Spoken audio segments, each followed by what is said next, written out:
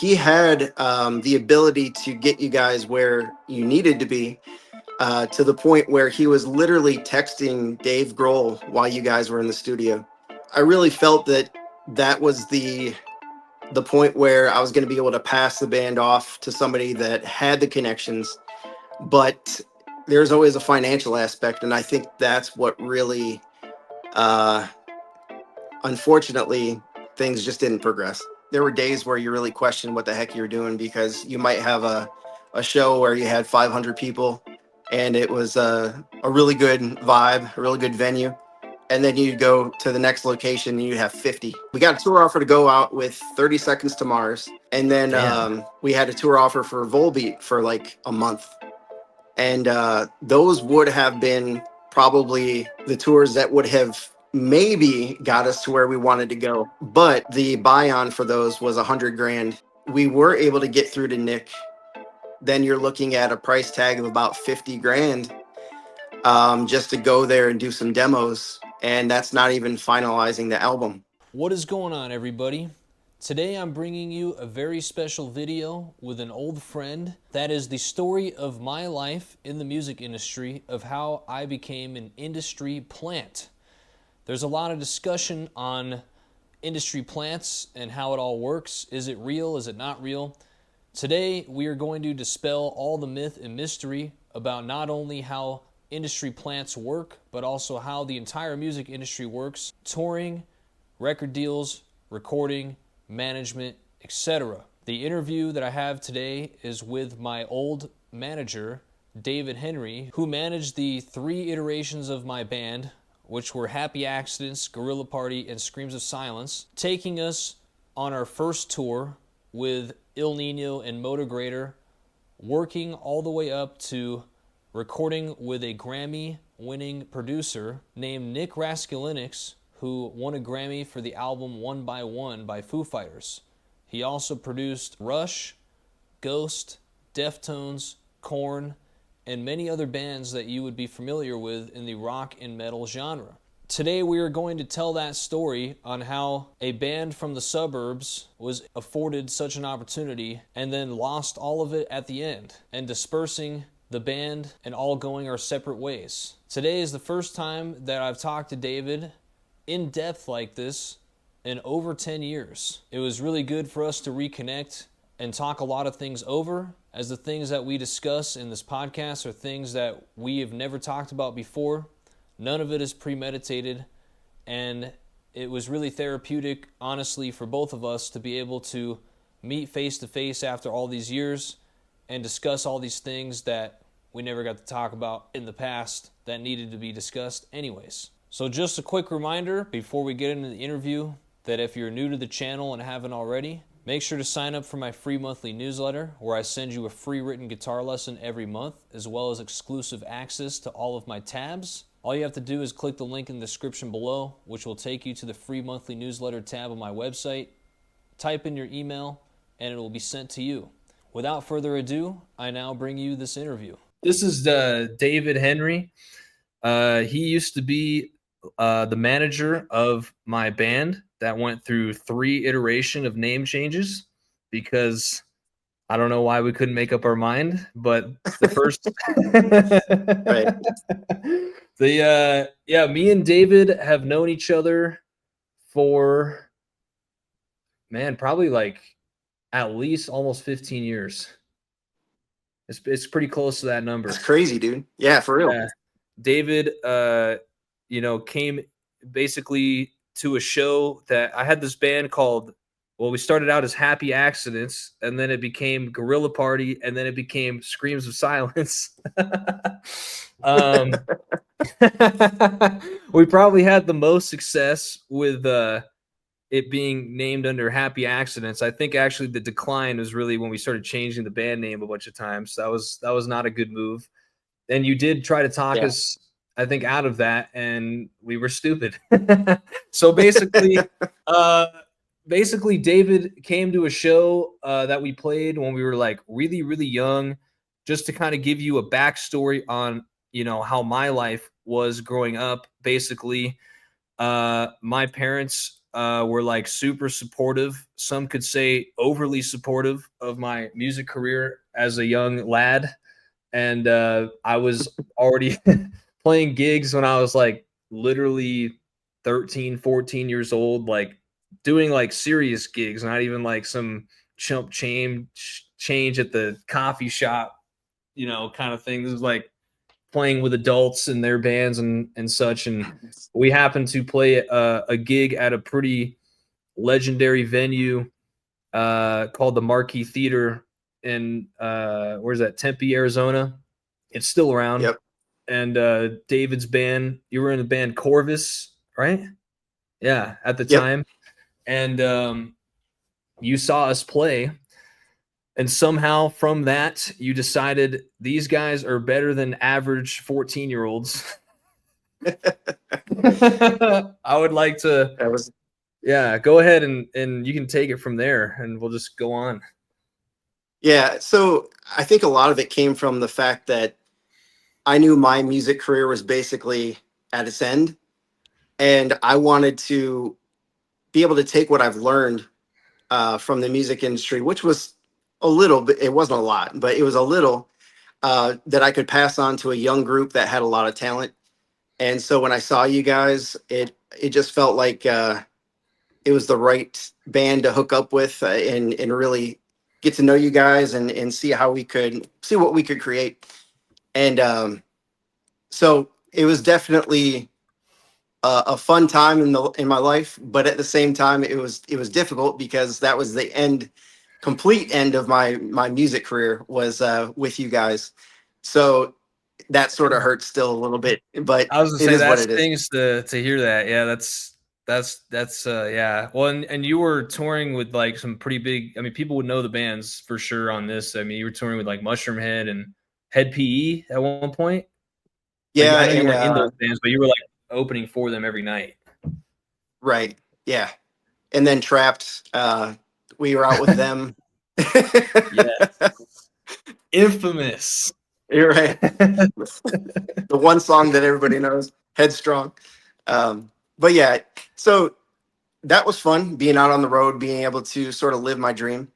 But at the same time, there were days where you really question what the heck you're doing because you might have a show where you had 500 people and it was a really good vibe, a really good venue, and then you go to the next location and you have 50, and that was tough to deal with sometimes because the 50 people that were there weren't even there to see you. They're there to see the headliner. So they weren't really watching us, or they were out drinking, waiting for us to be finished, so they could come in and see the headliner. Um, that happened a lot when we were out with Wayne Static. And it Oh just it yeah, just seemed like one day would be great, the next day nothing.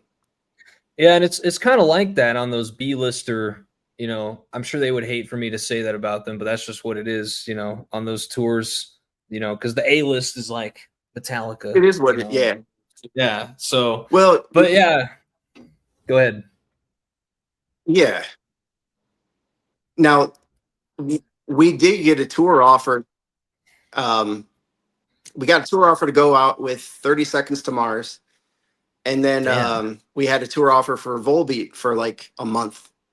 And those would have been probably the tours that would have maybe got us to where we wanted to go. But the buy on for those was 100 grand and one was 120 grand just for a month.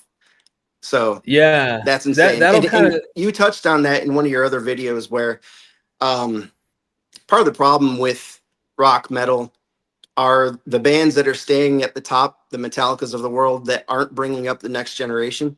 The problem is with those B-list bands, they're just out to get your money. They want bands that can afford to go out on tour with them and pay you 50,000 or 75,000 to go out with them for a couple months. And so they're not really there to support you and bring you up. They're just there to take your money, which is unfortunate.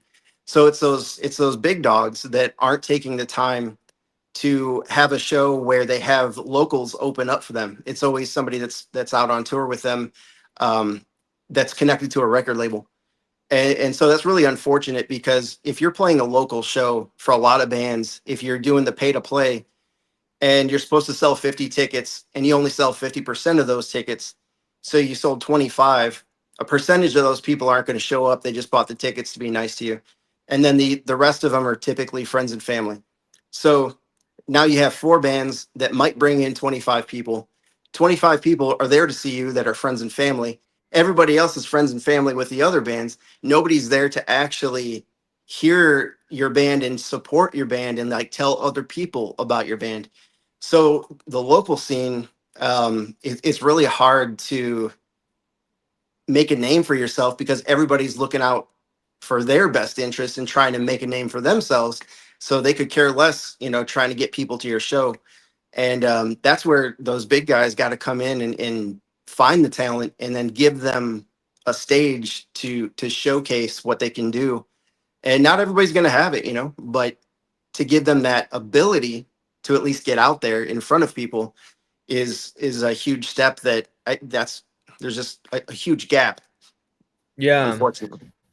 Yeah, that'll kind of lead me into like the whole topic of the video because basically today's video is about industry plants, and how, because basically I think there's a very, very large percentage of the population that actually still thinks you can make it as an artist, like totally, organically. And to some extent, that is probably true with the age of the internet now. I mean, I believe that, like, obviously that's why I'm a YouTuber, because like yeah, like I make a little bit of money, Right. it helps my music career. So like, obviously that's why I do it. And I like to do it, obviously, or I wouldn't do it. But for a lot of people, they think, okay, if I, just send out, tracks still to a label or whatever, I'm going to get signed or whatever. I get my image up, nowadays it's pretty much like, hey, you got 100,000 followers on Instagram and you did that by yourself. Okay. You might actually have a chance of getting a deal. But by the time you get to that point, you're probably not going to want the deal because you're probably already Right. making revenue and they're going to offer you a terrible deal. So a lot of people, because I've heard this conversation a lot where people are like, oh, the music that's coming out is this, that, or the other thing. But the truth of the matter is, and which is why we're doing this kind of podcast today, is that 99% of all the artists that you like are industry plants. And I have obviously firsthand experience of that, as does David, in helping with that. Yeah. Which is kind of where we're going with this today, which everything you're talking about with the buy-ons and all that has a lot to do with it. But yeah, I would say, yeah, north of 99% of all artists are industry plants. Would you agree with that? Oh, for sure. Definitely. Yeah. Yeah. And So that's unfortunate, but I think there have, like you were saying though, with the age of internet and social media, all that good stuff, um, you're seeing other genres be able to break through without having to go through the record labels and go through those old means of trying to make it. So that's a good thing, but for whatever reason, it hasn't really caught on with rock and metal. yeah, definitely. Well, I think rock and metal, since it started from the dark ages, unfortunately will also end there in a way. I think now, Yeah, like kind of what I was saying for like guitar, YouTube, the music space. I mean, doing YouTube is kind of like the way to make it now if you're a guitar player, in general, because like yeah, stuff is almost in the dinosaur ages still. Like if you're not doing all electronic music of some sort, whether it's rap, R&B, EDM, etc., you're not considered cutting edge anymore, anyways. Like now yeah, you're almost considered like a nerd for playing guitar.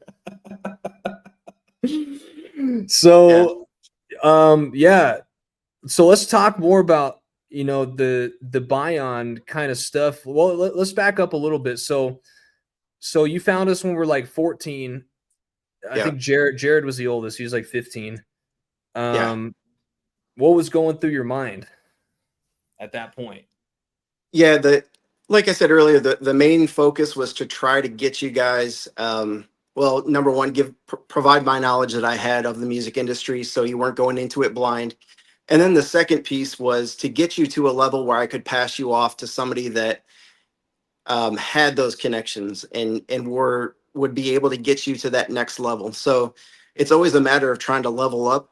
And so that was my goal, trying to get you guys to a point where we would level up. So a lot of that looks like constant email barrage to record labels, to producers, nonstop, dude. Like I was constantly sending out emails and just seeing who would take the bait and latch onto it and give you guys an opportunity.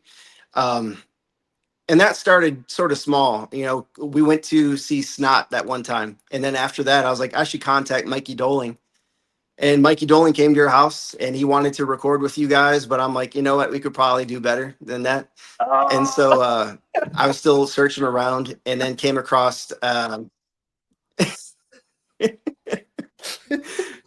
then I came across the guy, the the lead singer from Ra. What's his name? Sahaj I remember from that Ra. guy. And so he wanted to work with you guys. Yeah. So he wanted to work with you guys as well, but it still didn't really feel like he was at the right level that I wanted. I wanted something a little bit bigger. So then we wound up, doing recording the album and just getting more content out there. And then I kept sending out the emails. And so I sent one to Nick Raskulinecz, and surprisingly, he got back to me. I didn't expect it, but this guy won a Grammy with Foo Fighters. That he played, or he recorded with Deftones, Korn, a lot of Rush. big names, Mastodon, Ghost, which is currently a big band.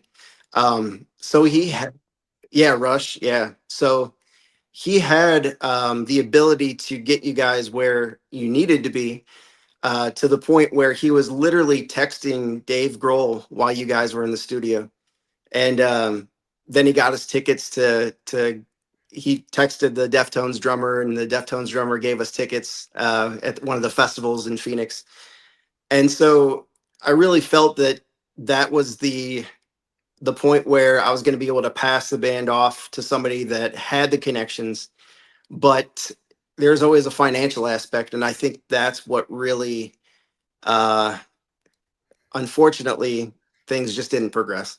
Yeah, so all right, this is actually a gap of like time for me that I still to this day don't fully know what happened at that time. Like let me put it into perspective for all the viewers. Basically, since we were all minors, okay, my mom funded our band almost, I would say actually, yeah, exclusively. Basically, like Jared's family was not, it wasn't like that. It was my family, and my mom, put in basically her life savings. None of us necessarily asked for that to happen. It was just kind of like one of those, you're a kid in a band, you want the thing to happen, you don't really understand how that all works, but someone tells your parents how that works, and then it starts working for you, and you're just like, cool, I'm here for the ride. You don't realize that your mom just like withdrew her 401k or something to throw it into your band or whatever. So walk me through kind of like the stages of money exchange that were happening from basically, what was this, like 2013 Right. to 2017-ish. Walk me through that, and kind of how we got to the Nick point as well with the Nashville thing. Yeah, so a lot of it was, um, like you said, self-funded by your mom, and she really wanted to put you guys in a position to be successful, and she did as much as she could, and so there's always a financial aspect of first getting the music video out there. So there's a couple thousand at the time. Then you're looking at recording an album that can run anywhere from 5,000 to 10,000, depending on how long you're in the studio. And then the piece where I was out there trying to shop you guys, that still held a financial or a monetary value, because she was paying me to be your manager, and I was also working for her at the time. So um, it was a constant money suck. And once we got to the point where I reached out to Mikey, and he wanted to record you, and his price versus what his connections were didn't really fit. He was a little on the expensive side. So then getting to the Sahaj guy with Ra, then he was a little bit more affordable, but still, once again, didn't feel like he had the connections that we needed because it was above 10 grand for sure. Um, so then once we were able to get through to Nick, then you're looking at a price tag of about 50 grand just to go there and do some demos. And that's not even finalizing the album. And you have to factor in the expense of flying to Nashville, staying in a hotel, and paying for food. So the financial hit can be drastic. And if you were to go into business and say, I'm not going to have a return on investment, maybe ever, and it could result in a couple more dishing out of 50K, 75K, 100K. It's just in the music industry at that level is just a drop in the bucket. So if you don't have the finances to continue feeding that, it's really hard to continue. I'm sorry, what am I saying? When all of us went to fucking Nashville, um, why do you think that Nick did not want to record us like basically for free because he like believed in the project? Like, why do you? Because I know a lot of producers, including myself, if I find an artist that I really like, I will do it because I want to do it. Why do you think that that did not happen? And then also the question I'm going to ask after that, so I don't forget, is how much money do you think was spent total between that 4-year span? But first, the first question. It's I wish I knew the answer to that, but I think of a lot of it just stems from the way the rock and metal industry is from a standpoint of you got to take the money when you can get it because you never know what's going to be successful, what's not going to be successful. Um, and then you sort of are taking a chance by filling up a time slot where you could be recording another band it's already established and wants to record with you. So from that aspect, I suppose his charitable donation was taking a chance just to record some demos with you guys. Um, but it was still way too expensive. And I'm surprised your mom was willing to do it, honestly. But she saw the caliber of his work, and I think that's what really that was sort of the make or break point of if we do this, it could go the right way. And the hope would be that you give him that money, and he's like, you know what, I'm just gonna do the rest of it, and we'll call it good. And then it's not too bad. But if you're gonna have to pay another 50 grand or something crazy like that, which is ridiculous, Yeah. who How knows? much? How much do we give him like to go to Nashville in the first place? I believe I want to say it was going to be 75 grand total. So I'm thinking it was like 25 grand for that first stint. Damn, I didn't even know that, bro. That's Yeah, insane. Wow. So we paid 25K to go. How long were you there? Like a week? not even Not even a week. uh, Like 4 days. 3 or 4, something like something like that. Wow, that's absolutely insane.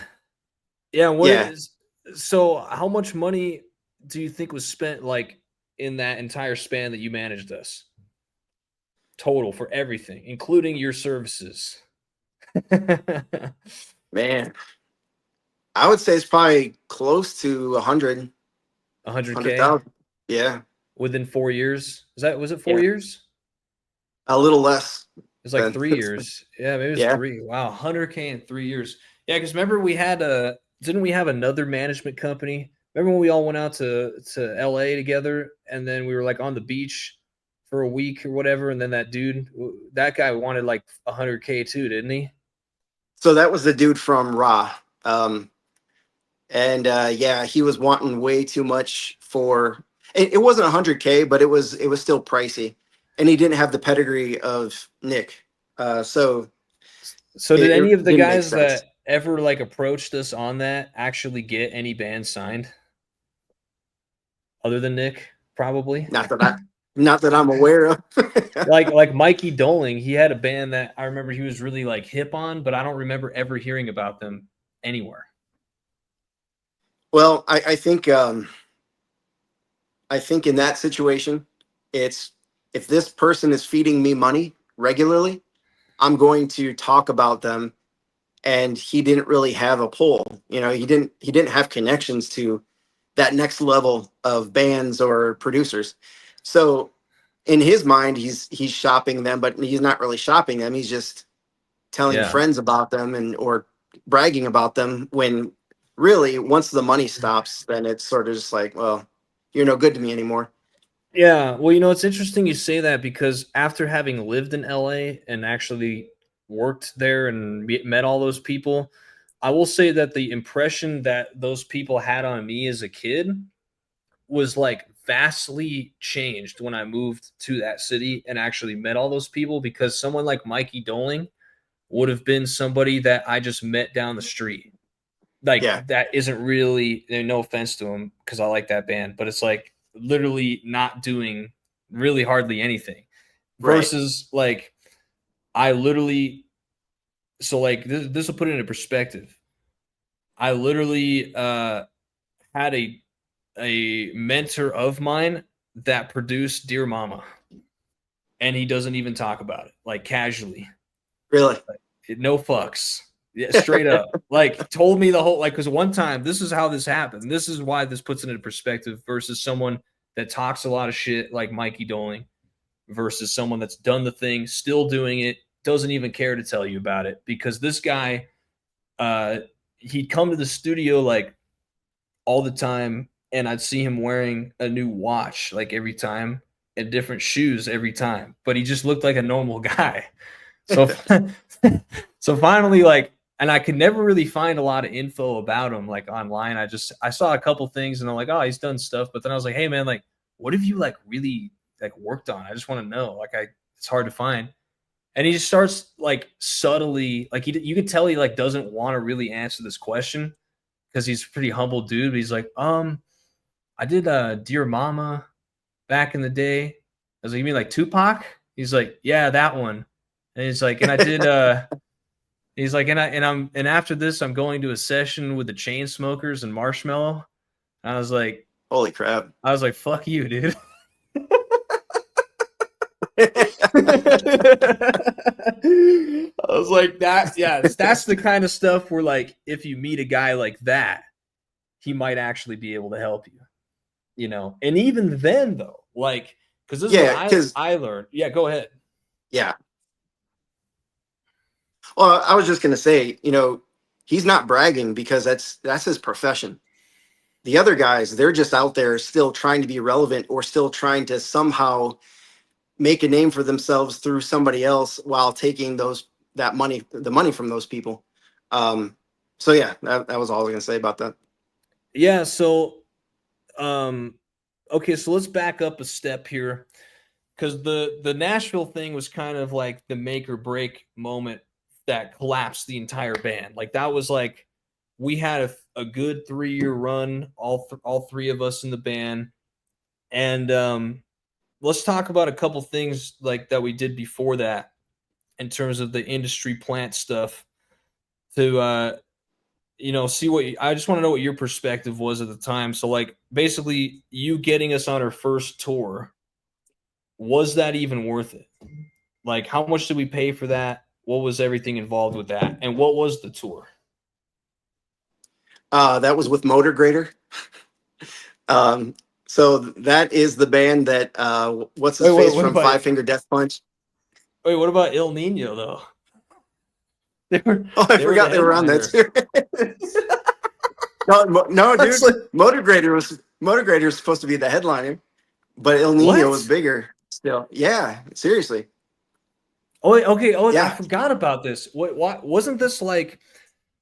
Wasn't it actually supposed to be a couple different bands headline? It was supposed to be like 36 Crazy Fists, Kitty, and Il Nino or something, yeah, right? yeah. And then a And then bunch of what? them dropped off, and then Motor Grader suddenly became like the headliner. And I'm like, what the heck? Like they were never relevant other than the Five Finger Death Punch singer came from that band and started Five Finger Death Punch. So from an aspect of experience, I think it was good. Maybe you were still a little too young to be on the road. Yeah, so let's talk about the nitty gritty of this. So like, what was your your MO? Like, kind of back to this question, what was the MO in terms of like, okay, I'm gonna have them buy onto this tour. This is good for their band. What was the thought, and how much did that cost? I think that tour was like 15 grand to buy on. If I remember correct, I'm not 100% sure on that, but at that point, it was just exposure and trying to get you guys exposure anywhere I could. And I think that tour is mostly in Texas, wasn't it? I think all in I don't. Texas, I just think it was about. all in Texas except for the last show. Okay, yeah.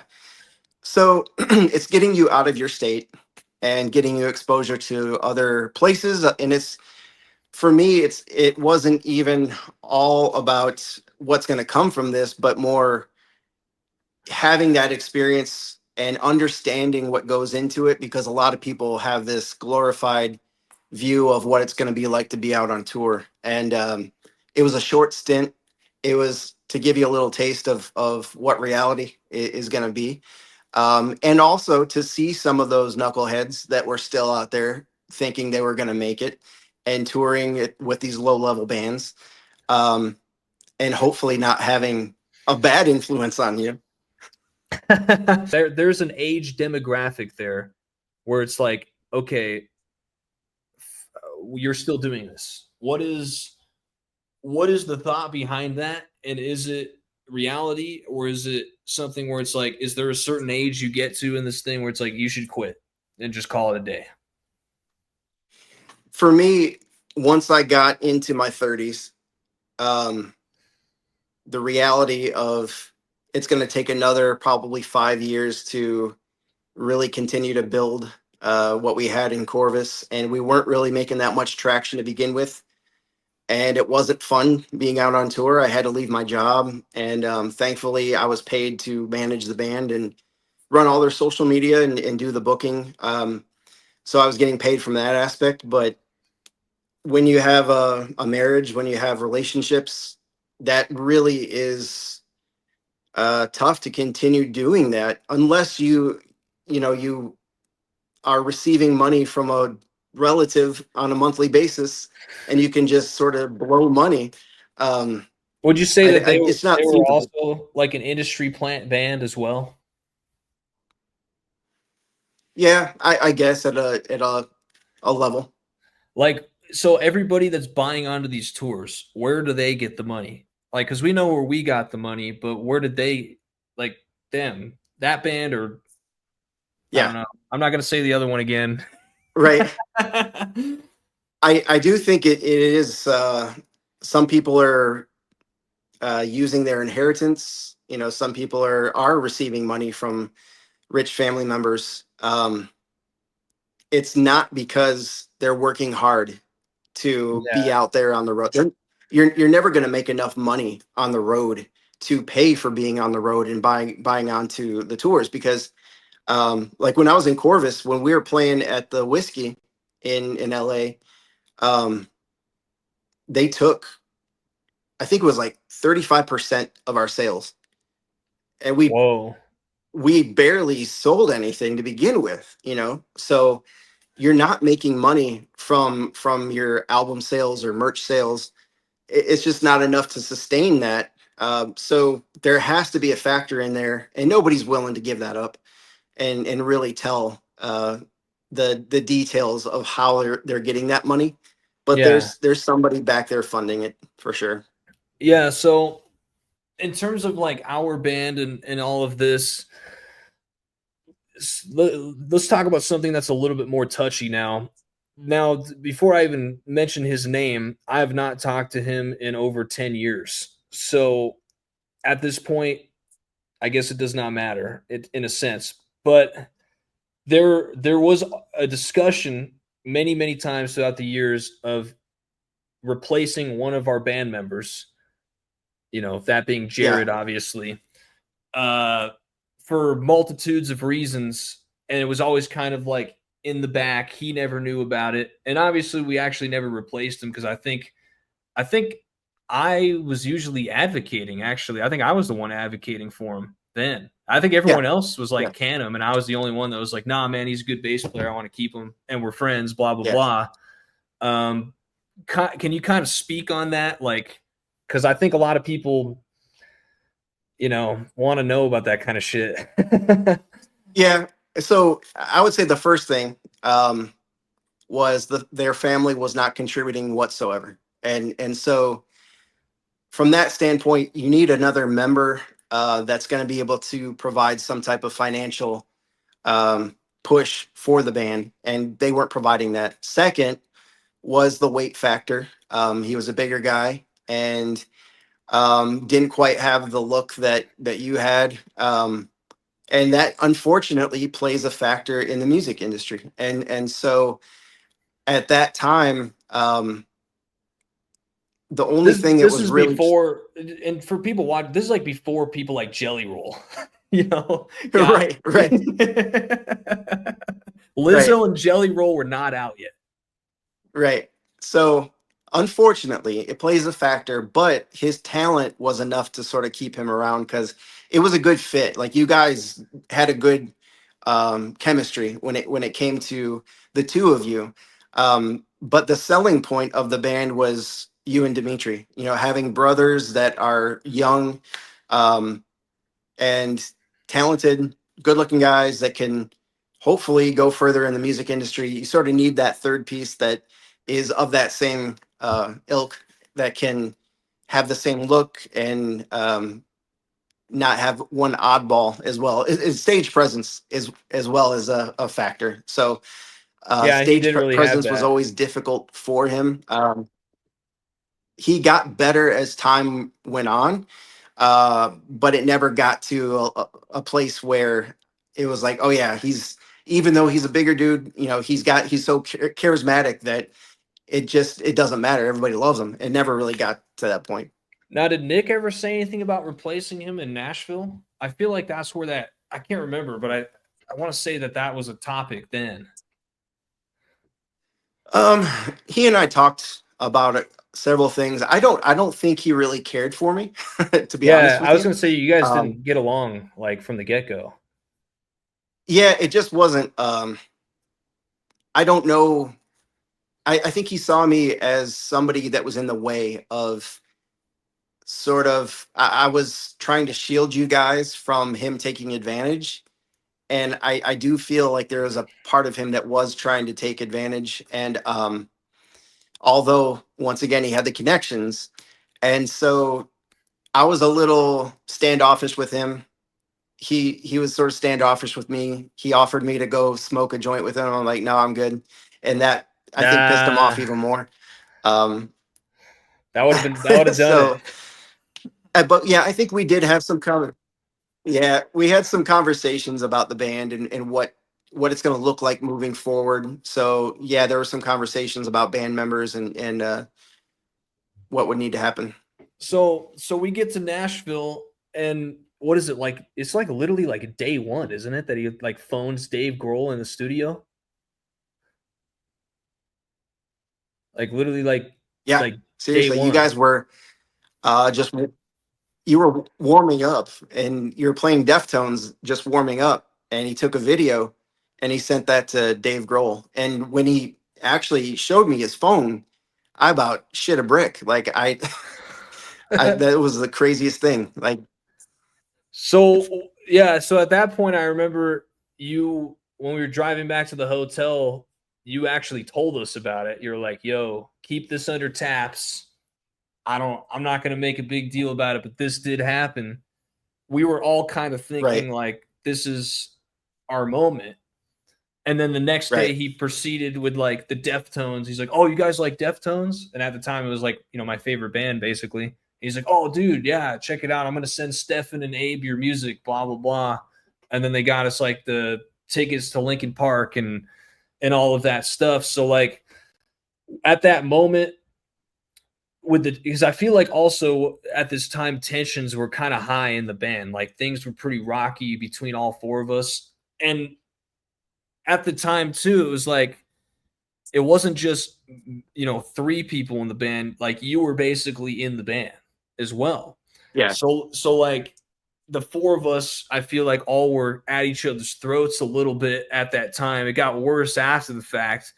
But what kind of conversations were you having like with Nick and everybody behind the scenes, like money wise, or like was there any hints like, hey, I'm gonna get this band signed, or was it all kind of like you're trying to play this field in a stealth way so you don't kind of play your hand too quick and the guy thinks you're trying to get something from him? Yeah, I would say the latter part of that, because you're never wanting to make a big deal. Like it when he showed me his phone and he texted Dave Grohl, I'm like, oh man, that's cool. But I didn't like overreact, because you want to act like you belong within that, that level. So there was an aspect of really not discussing too far ahead.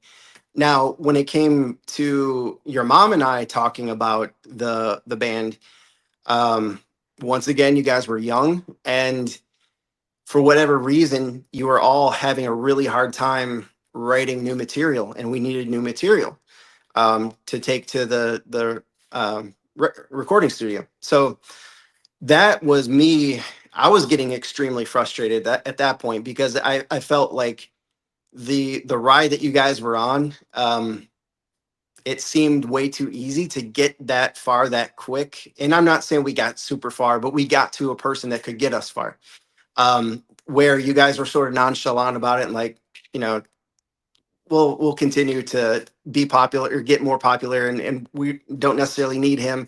And you guys didn't necessarily say that, but that's what it felt like at times, where you I just think weren't I think really. that is what we felt at the time. I know I felt that way. Like I got to a certain point where my ego got so inflated by all the stuff that was happening, especially after Yeah, Nashville, that I think I literally was like, we don't need David. We're doing this shit on our own.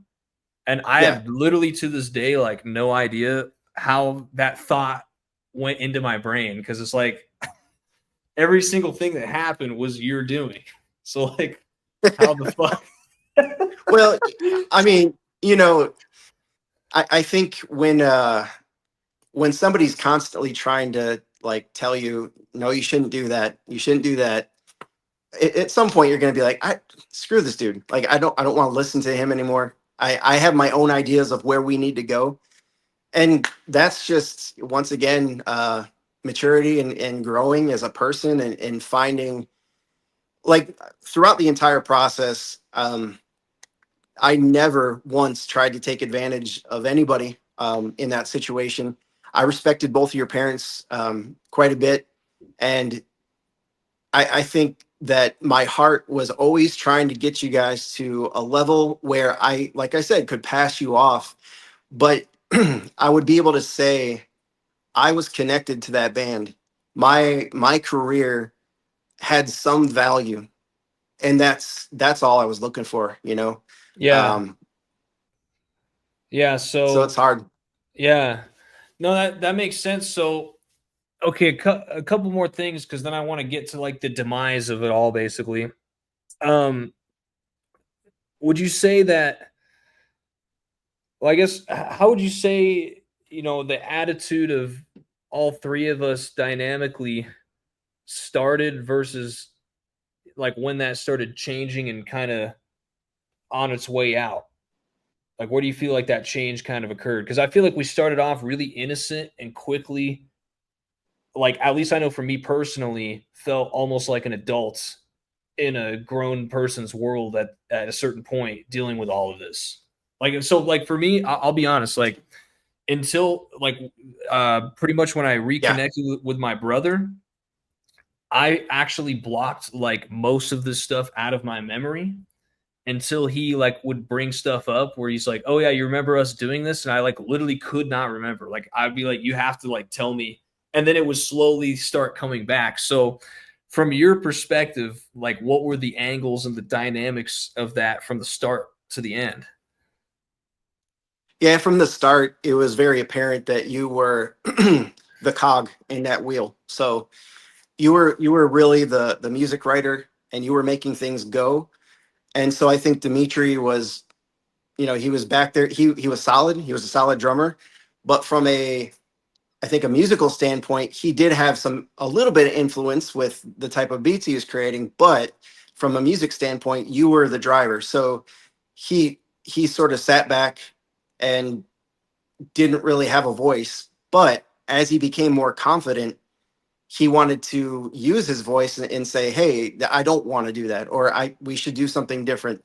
And so I think that aspect of him coming from a place where he didn't say much to actually having an opinion, you two being brothers, butting heads a lot, that was a part of the strain. And then from Jared's standpoint, um,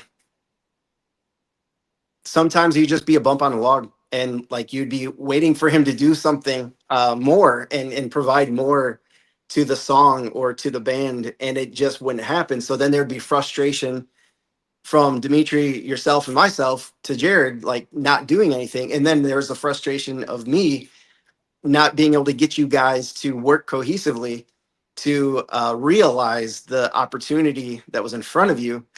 And Yeah, because I feel so, like for us, we were very much like a good musical band, but none of us were really like good friends, except for me and you. right, right. And that's okay. Sometimes that's what it is. Um, but if that's the way it's going to be, and not everybody's friends in the band, you at least have to have the same vision and same drive to get to where you want to go. And if everybody has a different opinion or a different level of drive or no drive at all, um, it's just going to fracture and just become difficult to manage. And definitely by the end, that's where it was. It was fractured quite a bit. Um, it And was extremely frustrating. would you say that happened before or after we went on tour? I think coming back from tour, your egos were inflated, but you were still working as a unit. Um, but in between then going to Nashville and then definitely coming back from Nashville, that's where it really definitely went sideways because to an extent, every musician has to have an ego. I mean, that is part of it. I mean, you have to be you have to be in the thought process of what I'm creating. People want to hear, and I'm going to go out on that stage, and I'm going to have a presence, and they're going to like me. So there's always that piece of ego behind it, but it's almost like you have to control it, and if you don't control it, it'll get out of control, and then you lose it, and then you lose the nucleus of the band, and it starts to break, and then it's just not sustainable.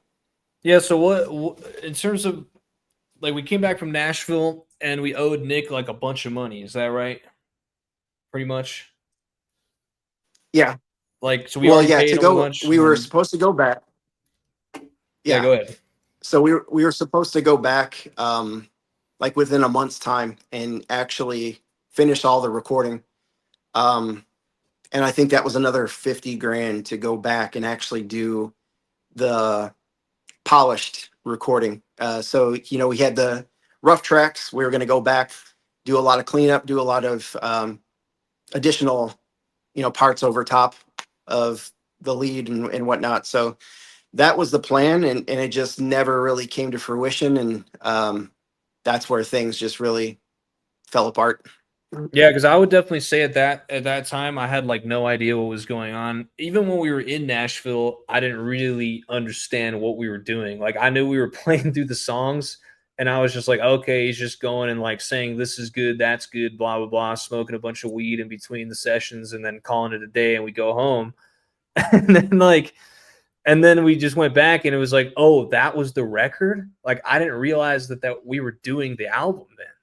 Like even you now telling me, like I just thought we were just doing all pre-pro, but it turns out he recorded all of it. And I'm like, Yeah. that's the record? Because I remember hearing it now with no vocals on it. Um, so how long how long because I think we ended up parting ways at that point, right? In Nashville. After Nashville, like we split, me After and you. Nashville, yeah, not too long after that, yeah.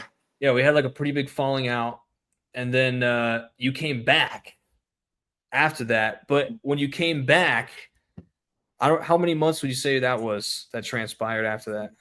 Shit, maybe two, Oh, see, it felt maybe. so much longer to me. No, it was very short.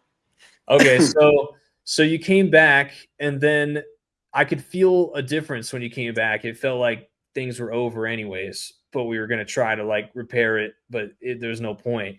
How long after that was it that everything was over?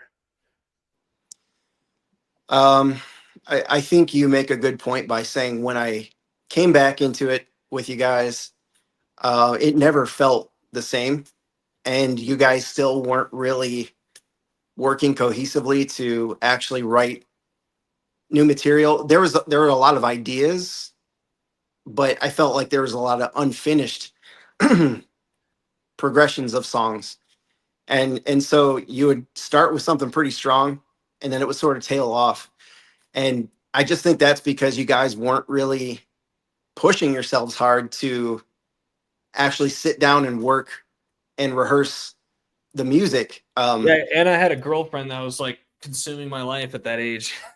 Yes, which and that's understandable. That's understandable. So at that age, you see a lot of like Justin Bieber and Taylor Swift, where some people somehow at a young age are able to sort of block out the being an adolescent and everything that comes with that. Being around friends, going out to parties, or having girlfriends and boyfriends. Somehow those people are able to stay on track and sort of keep all that noise out, and they're able to get to the level they want to go. But that's like, less, probably it's 1% of musicians are going to experience that. So it's not uncommon for a young band to have those issues. I mean, it's normal. It's just, it is what it is. You're a young dude, and you don't want to sit there and try to work on guitar riffs for 12 hours a day. It's just not Yeah. feasible. How many songs did you say we wrote in that span, like 3 year span? Rough estimate. Mm. I would say probably, man, that's tough. It probably isn't as many as I'm thinking it was, actually, in maybe like 25 to 30. Oh, oh, that's not a lot at all. You're right. No. we we did drop the ball. Damn. Yeah, how long after how long were you with us after? I can't even remember what happened. How did we end? How did the band end?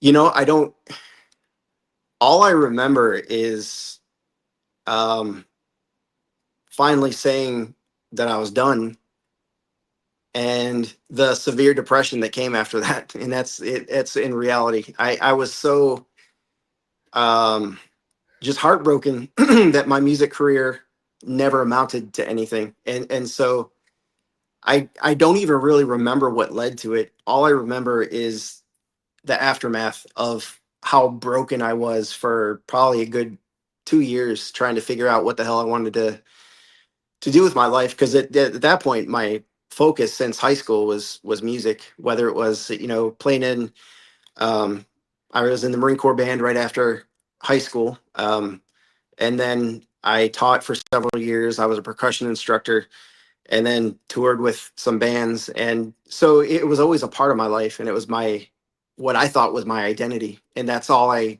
thought I was ever going to do. So trying to sort of like reinvent yourself was hard for me. So I don't really remember the portion right before that. I just remember the aftermath. Yeah, I don't remember either. I think honestly that was a tough blow for definitely me and you. I don't know about everyone else as much. I don't know how it hit Jared. I was told a few years after the fact. You remember Ashley, his friend? Oh yeah. Yeah, she reached out to me a couple of years after the fact and said it like totally broke him too. So I'm not really sure how that transpired. And I don't even remember like how I don't even remember you saying that like you were done or anything like that. Um, but I remember you went and sold all your instruments, and Yeah.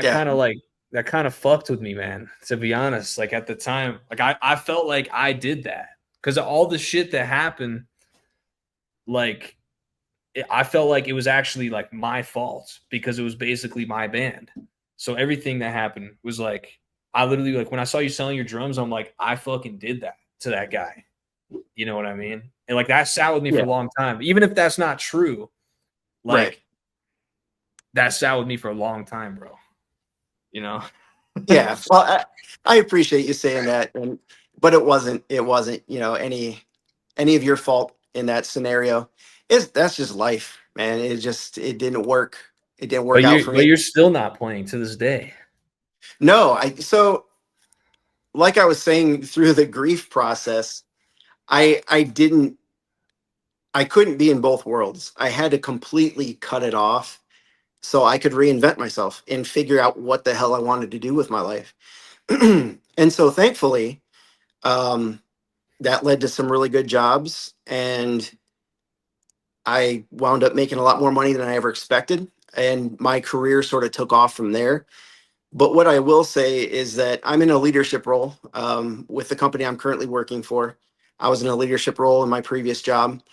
And being able to go through those experiences where you're constantly managing some teenage angst and just the attitudes that come with that, it taught me a lot of patience. I learned a lot from that experience. So I was able to take some of those things and apply it to what I do today, where I have to give feedback to somebody and do it in a way that it's not going to completely break them and get in their head and just completely ruin their day. So there's so many, if you only look at the bad, you're only going to see the bad. So I try, after I was away from it long enough, I tried to look at it from a different perspective and say, these are all the things I learned from it. Same goes for the Marine Corps. It was a horrible experience, but I learned from those leaders the type of leader I would never want to be. So there's always something to learn from it. It still hurts, but Yeah. at the same time, I'm still very happy with how things wound up in my life, and I was very happy to be able to still keep in contact with you, even though it wasn't frequent. Um, I just had so much love for you, man, that I just wanted you to be successful, and I was worried what was going to happen when you went to LA. I didn't know. You could have easily fallen into the wrong group of people Yeah. and been living on the streets. Well, yeah, I mean, I'll be honest, like when uh when things ended, because I know you were going through your thing and I had like kind of the same thing. Like I was kind of in a rut after the band because that's the same thing. Like my whole identity was that in my life, everything I thought was going to be that. And I think inevitably, you know what? Now it's kind of coming back to me as we're talking about it because I think after you left, my mom and my brother were really pushing me to like keep it all going, and I finally threw in the towel with it. I was like, I'm done.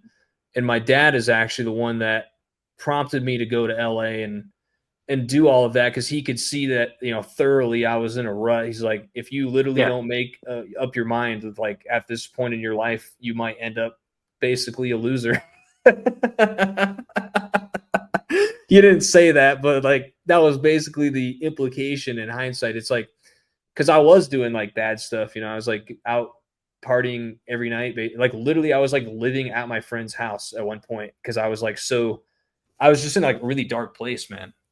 After Yeah. that all ended, and I know that I was basically struggling with like, am I going to do music again? And I think this happens. See, now I'm realizing as I'm getting older now, it's like this seems to happen occasionally, but it just you deal with it different as you get older because that was the first time I ever dealt with like, what is my life? I thought I would have made it by the time I'm 18 and I'd be good and I didn't expect it to turn out like this. What do I do now? Yeah. And then that was, moving to LA, I basically cut everyone out of my life, as you know, Yeah. like literally didn't talk to people for years on end because I just was like, I need a new life. Like that was my MO back then, and And I guess I made it work, and I ended up, that was actually the true learning experience, because I feel like everything you were trying to tell me then that didn't hit me because I was too young hit me different when I was an adult, because my dad basically pulled the plug on me, and he's like, "Look, I know your mom, funded your band and all that, but that ain't happening. Like, you want to make this happen, you make it happen. Here's $50 every 2 weeks." so so literally, like, that was the new life lesson of, like, now I'm sleeping on my friend's couch, and if I call my dad to ask him for more money because I spent it all, he's gonna get mad. He's gonna be like, "What the Yeah. hell?" Like, literally, I did that a couple times. I call him, I'm like, "Yo, you think I can get another $50?" And he's like, "What'd you do with the 50 I gave you?" I'm like, "It's been like a week. It's gone, you know." And I remember one time I got like extra money and I like saved it or something. I had like $100. I thought I was rich, man. It's crazy. but like, that kind of reshaped, because it was weird, man, how your mind like blocks these things out, because they end up actually being pretty traumatic at some point. You don't realize it, because I don't think I realized like how traumatic that experience actually was between all four of us, and me being so young then and having Yeah. to like deal with this stuff, and then coming to LA, and it was like, I don't remember what just happened, but now I have like a new life, and I literally did not share like the stuff that we're talking about. I was like embarrassed about for years, kind of like even a little bit am still standoffish to tell people, because it's like, how do you tell people that your mom spent 100K on your little rinky dink band thinking you were going to make it? Like, when it's like, even though we did do all this stuff, but since you didn't make it, that's why you feel embarrassed to tell people about it. Because if you Yeah. did make it, you wouldn't have ever thought of that. Right. Right. For sure. And there's definitely a lot of guilt, even that I feel, when it comes to your mom having to pay so much money, and then also um, just the odd situation of that time in your parents' life, and sort of me being there, and that was weird. Like, I could understand why your dad was very frustrated with me being around, just for how it felt, or how it whatever he perceived, was Yeah, how it going was on. perceived. Yeah, for sure. So totally valid. I think back to that Guitar Center Oh, situation. yeah, where we both almost got arrested. That was crazy. But looking back, or even at that time, like, Hey, you I still there? understood where he's coming from. Oh yeah, we good? Hey, where's your sound at? uh, is it Where'd the gone sound completely? go? Is it my sound? No, it's your sound. I can hear you. Okay, now I got you. Okay, you got me. Continue. Yeah. That's weird. Yeah, so like, I had no I wasn't angry at him at all, because I could understand where he was coming from. Like, we were something that he put money into, and he had built for you, or he had built the some of it himself. We were just trying to pawn off so we could get more money to funnel into the band. um so from that aspect, yeah, I'm sure, like, of course he'd be pissed off. And I was just trying to figure out ways to continue to keep us moving forward. Yeah. So it's I'm glad that you did reconnect, with With him, and everyone at this yeah, point. with Yeah. everybody. That's I know, good. it's like, so it went through so many flip flops. It's like, now you're not talking to this side of your family. Now you're talking to this side. And it's like, finally, now I'm talking to everybody again, at least. Yeah. But I don't think people realize, because I always tell people this, man. And now I see like young people, especially when I lived in LA, but in general, like, trying to fund their kids' music career. Yeah. And I think now my perspective is so jaded by it. I'm like, you literally do not want to do that. Like, Right. you are going to ruin your family. Like, I've Right. I actually had a conversation. Like, I had a potential client. It didn't end up working out. I probably talked them out of it, truthfully. And they were like, "Yeah, we want this, that. I want my kid to get signed." All the bullshit that we went through, kind of thing. But they're still naive to it. And I kind of like implied that to them. I was like, "Listen, man, this is gonna break up your family, bro. like if this doesn't go the Yeah. right way, like it's more than Right. music. It's deep, you know. What are your Right. thoughts on that, man? Because you didn't have to deal with your family at least being like in that as much, hopefully. And maybe you and Heidi did have to deal with stuff.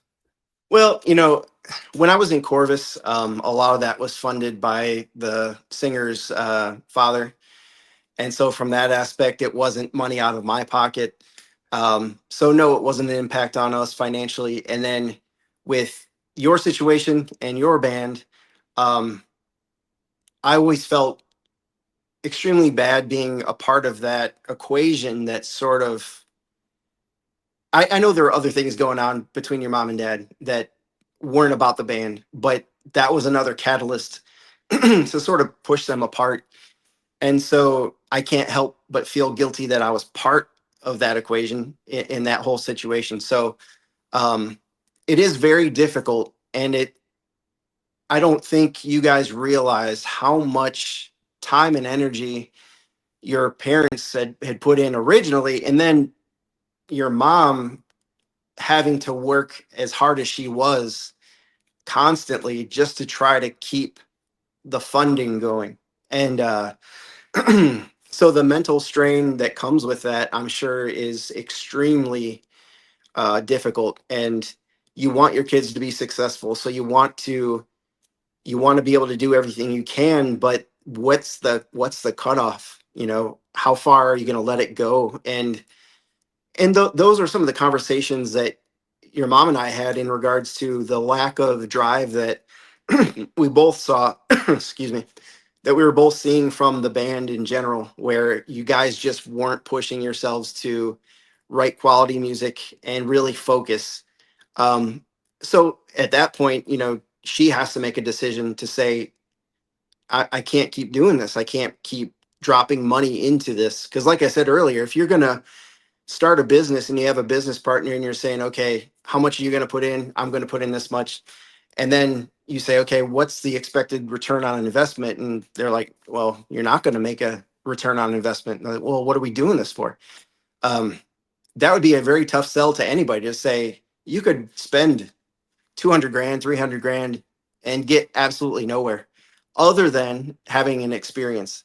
Is it really worth $300,000 to have an experience? Um, I would say no. Well, let me ask you this: do you have any regrets with this whole thing? um, I can't say that I do. I still feel like, you know, we were on the precipice of doing something special. It just didn't work out. So from that aspect, I'm still fond of some of those memories and getting to know you guys and moving up to Anthem and um, you know, just really, I guess part of it was also being able to feel a little bit more youthful myself, because I was at the tail end of my music career and I'm like, well, this is keeping me energized. This is keeping me feeling young and I'm having fun. They can be goofy sometimes, but I'm goofy too. So, you know, we had some really fun times, but so yeah, I don't say I regret any of it. Wow. Yeah, fair enough, man. Trying to think if there's any other Could we any have other. done things differently? Yeah. Yeah, what would you have done different? I think I would have been um, more reluctant to essentially throw your mom's money away. And I'd be a little bit more reserved with how we were going to spend that money. And knowing what we know now, there was probably more we could have done with social media and being like on the front end of trying to do more of the YouTube stuff that's going on right now. Like, because it was starting at that point, it was around. Yeah, So it definitely wasn't could like we how it have is funneled? now. No, yeah, but could we have funneled the money towards that and had more success, um, and stayed a little bit more grounded and sort of have a more steady incline to you becoming, um, more well known and just sort of more organic growth versus the only way I knew how was what I had learned, and that's essentially dropping loads of money to buy your way in. I think that's the real way, technically. You know, I have an interesting story to share because you don't know, because we haven't talked like this long in a very long time. But um, I was on a gig in LA.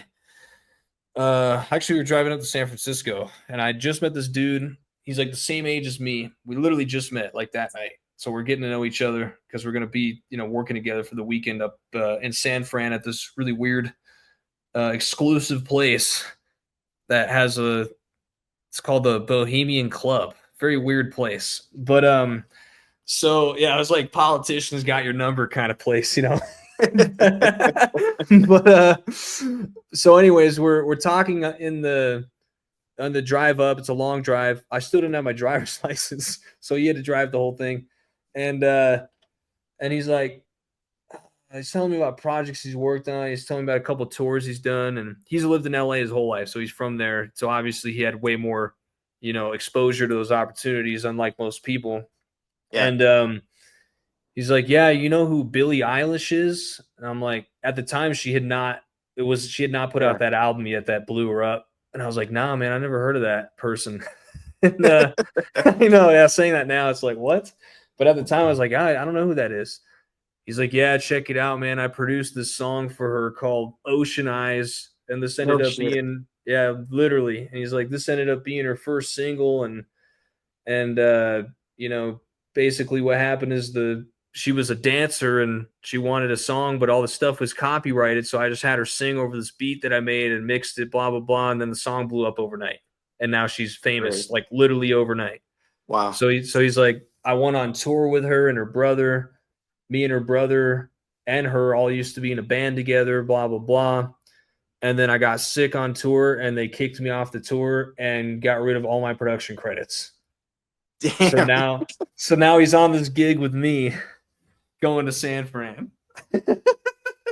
That sucks, dude.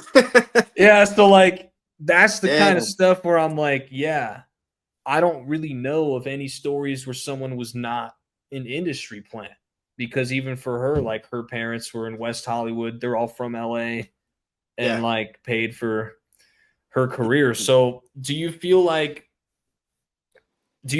all of the stuff that we did was worth it? Or Hmm. do you feel like it would have just been better if we could have just been kids? I think it probably would have been better for you guys just to be able to have a normal uh, teenage years where it wasn't affected so much by music. Um, it's just so hard at that young of an age to really have a full grasp of what you're trying to accomplish and the type of dedication it takes and the type of money it takes. Some of that just doesn't equate when you're young like that. So probably better off, you know, going the route of having a normal teenage high school experience and then maybe doing something after. But I'm sure a lot of people would disagree and say, well, I would love to have had that experience that you had. So it's tough. I suppose it depends on the person and what they're willing to throw away. From an aspect of what it wasn't worth it, I don't know, man. I don't have an Yes, answer for that. that's a tough one. Yeah. Do you what advice would you give to a young artist and also their parents? Mhm. Well, I'm going to go back one step and say what made me laugh was when we were in Tucson and we went to go see Coal Chamber.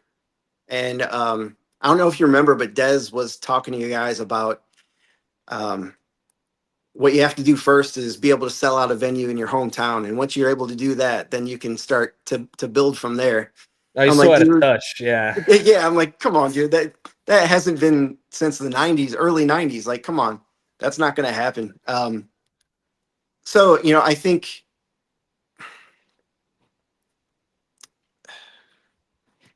it's hard to really get people to understand how shitty the music industry is and how so many people take advantage of other people in the music industry, and it's just cutthroat.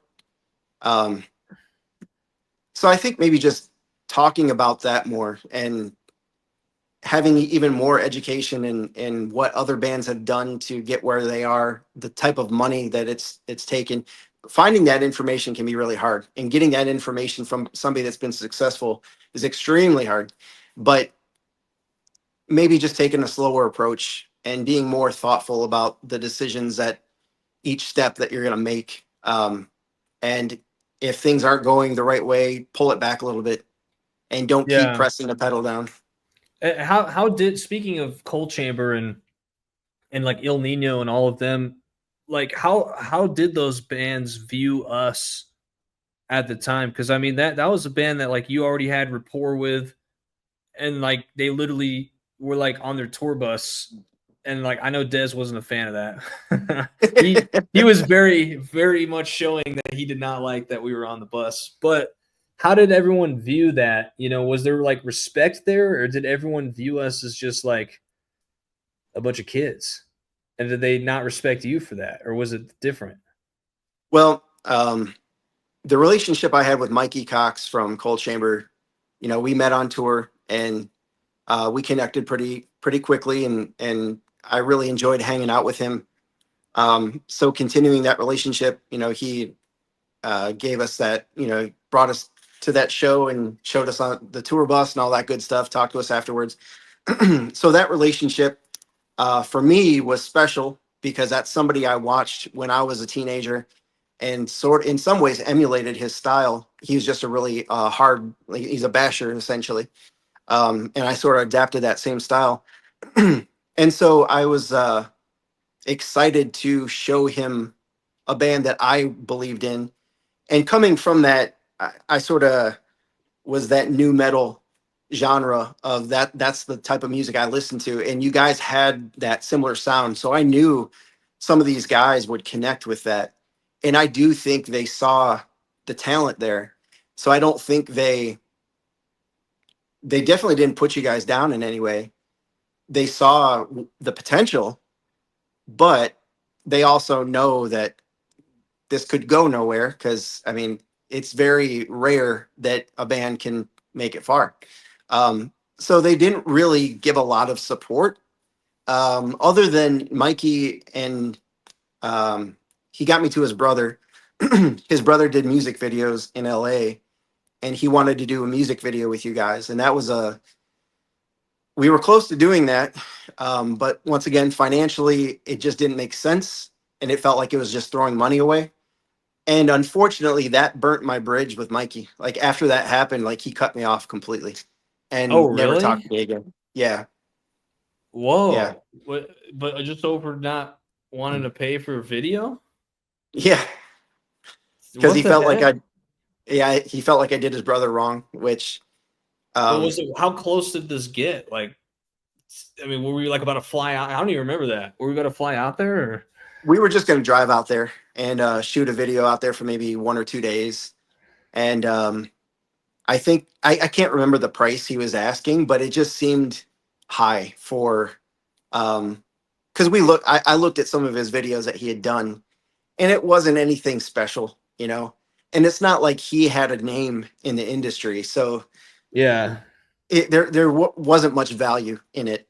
And so we got far enough where we thought it was going to happen, and so when we backed out, I guess he took it personal. And so Man, basically all the connections I had, the small connections I had, were burnt by trying to get you guys to where I wanted to get you. But it is what it is. damn. Yeah, that's crazy, man. Um, yeah, just to cap all this off, I don't know. You got anything you want to add to that? I mean, we just uncovered like a shit years worth of shit. Right. No, I think it's good to finally talk through it, and you're at a place where obviously you understand um, the magnitude of what was going on at the time, because it makes more sense when you're an adult and you can think about it from the aspect of, oh, holy crap, my mom spent this much money Yeah, on you don't trying to do realize this. how much money that is then. Correct. Yeah, it's hard to. And when you're riding high and you have that sort of ego building, you're just sort of like, I deserve to be here. I'm supposed to be here. And that's just life, right? You got to learn those tough lessons. And both of us, I think, I'm definitely proud of where I've come as far as my life journey, and I'm proud of what you've been able to accomplish and continue accomplishing. And I'm excited to see your career continue to flourish. So I'm just happy, man. I'm happy to reconnect, and I hope everybody in your family's doing well. Hope Dimitri's doing well. Yeah. Um, You just got a Broadway type of gig actually. oh yeah, Yeah, drumming like for some off Broadway production that's allegedly might go to Broadway. We'll see. that's cool. That's Yeah, awesome. yeah, yeah. So, yeah, no, I appreciate it, man. Do you think you're gonna get back into music ever? The only thing I thought about was there's a high school nearby here that has a pretty good band program, and if anything, I would be like a percussion instructor. But at the same time, it's like when I get that taste of music, I can't stop myself. Like I get so involved Yeah, that you I got to go can't. all the way. Yeah, so we have too many things going on here now. So it's just it's not in the cards. And I do have a drum set that I bought before we moved out of Phoenix. We had built like a separate room where I had my drums and everything. Um, and so I started getting back into playing, but the passion wasn't there. And so I'm just sort of like, why bother? Why am I going to spend time sitting out here practicing, for what? What I'm not going to do anything with it. So I put my focus and energy elsewhere, and I'm fine with that. Wow, fair enough, man. Well, I hope the spirit of music comes back to you at some point. Yeah, man. It pains me to hear that, man. I mean, honestly, I can't fathom it, but I understand. You know, Yeah. you I still definitely. love I still love music. I still love discovering new artists and things like that. It's just when it comes to, you and I were talking the other day about um, me possibly doing some beats, and I'm still sort of open to that. But Yeah, because there's constantly things up here, that doesn't go yeah, away. So it'd be nice just to sort of get that out and like let you use it however you want to use it, and if it can be something that you can utilize, then cool. So that's not something that is out of the realm of possibility. But from a standpoint of putting a lot of focus and energy into it, I just definitely don't have that drive. But I'm glad you're still doing it. I'm glad Dimitri's still doing it. And it's yeah, just it's a rough industry, dude. yeah. No, you definitely sound a lot better though than the last time we spoke. Because I don't really remember the last time we spoke super in depth, but I think I was in Nashville, and then I was trying to get you to do something like this, and at that time it was too soon. So I'm Yeah. glad that we could do it now. You Oh yeah, know, for sure. Yeah, how wait, definitely. I'll keep this off the record, but how old are you now? Uh I forget. 43. Oh, you're only 43? Shit, dude. You're good. Yeah. You got how old were you when you were managing us? Like 35? I guess so, yeah, somewhere around there. Cause yeah, Shit. because when I was with Corvus, I had just turned 30, and I played with them for about 3 years. And then I did that stupid Westerland band. Um, and Westerland. then Oh shit, I forgot about them. yeah. Green Kite Um, Records, bro. Biggest cons in the industry right there. holy shit. I found Unbelievable. Google reviews about Green Kite Records, man. It's Did like, you? oh yeah, there's like So a whole like Reddit page dedicated to like, are these people gonna scam me? And then it's like five people answering like, yes, yes, yes. yes. Yeah. So, Yeah. but yeah, I appreciate you doing this, man, and I hope that people listening to this maybe learn something or have insight. Hopefully, hopefully it wasn't like too sob story esque, but it is what it is. on both of our ends. But That's the reality of it. Yeah. no, it is. Yeah, it is. I know this is like a therapy session, but people get Yeah. to watch it basically. But I'm sure there's gonna be some people dogging on us and shit talking, but I mean that hey, comes with what? being on the internet. Oh, yeah, whatever. Screw them. You guys weren't there, and it is what it is. So, yeah, I appreciate it, man. And if you got any final thoughts, or Oh, want to I just think I'm cap? good, man. I All right, think we let's just cap it, bro. yeah, we covered it all, dude. I appreciate you giving me the opportunity to do this. It's cool. Yeah, for sure, bro. Well, everybody, you know what to do. I appreciate all you for watching, and peace out.